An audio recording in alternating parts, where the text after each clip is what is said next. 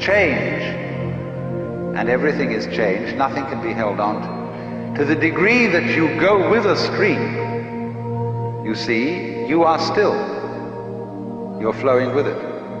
But to the degree you resist the stream, then you notice that the current is rushing past you and fighting you. So swim with it. Go with it. And you're there. You're at rest. And this is, of course, particularly true when it comes to those moments when life really seems to be going to take us away. And the stream of change is going to swallow us completely. The moment of death. And we think, oh, this is it. This is the end. And so at death we withdraw. Say, no, not that. Not yet, please.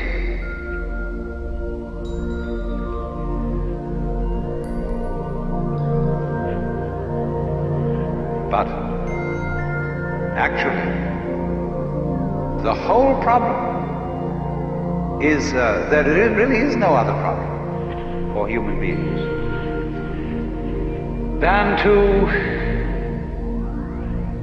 go over that waterfall when it comes. Just as you go over any other waterfall. Just as you go on from day to day. Just as you go to sleep at night. Be absolutely willing to die. Now, I'm not preaching. I'm not saying you ought to be willing to die and that you should muscle up your courage and somehow put on a good front when the terrible thing comes. That's not the idea at all. The point is that you can only die well if you understand this system of waves. If you understand that your disappearance as the form in which you think you are you, your disappearance as this particular organism, is simply seasonal. That you are just as much the dark space beyond death as you are the light interval called life. These are just two sides of you. Because you is the total wave.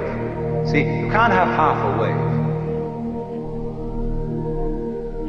Nobody ever saw waves which just had crests. No troughs. So you can't have half a human being who is born but doesn't die. Half a thing. That would be only half a thing.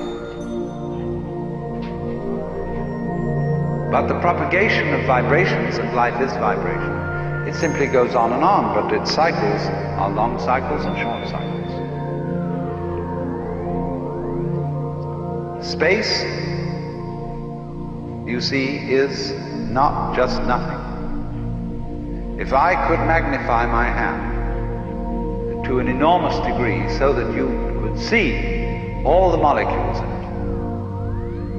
I don't know how far apart they would be, but it seems to me they would be something like tennis balls in a very, very large space. And you look, when I move my hand like this, and say, for God's sake, look at all those tennis balls. They're all going together. Crazy. And there are no strings tying them together. Isn't that queer? No, but there's space going with them. And space is a function of, or it's an inseparable aspect of, whatever solids are in the space. That is the clue, probably, to what we mean by gravity. We don't know. So in the same way, when those marvelous sandpipers come around here, the little ones, while they're in the air flying, they have one mind. They move all together.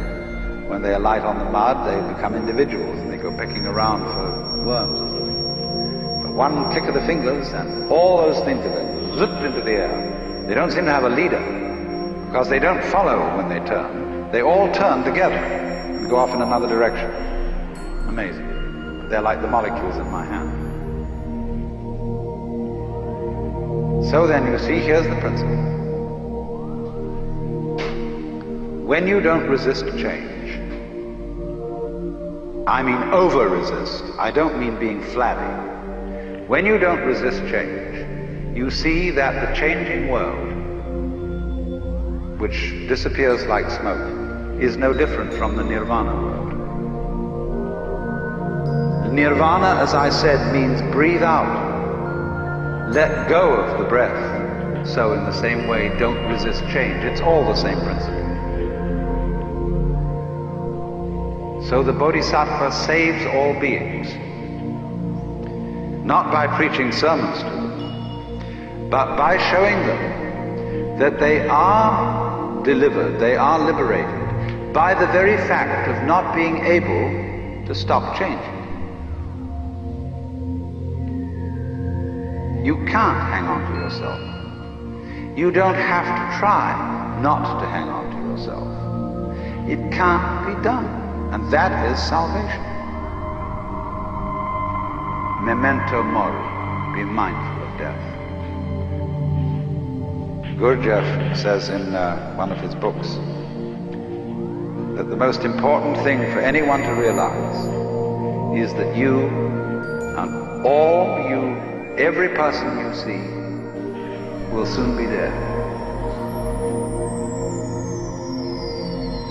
See, it sounds so gloomy to us because we have devised a culture fundamentally resisting death.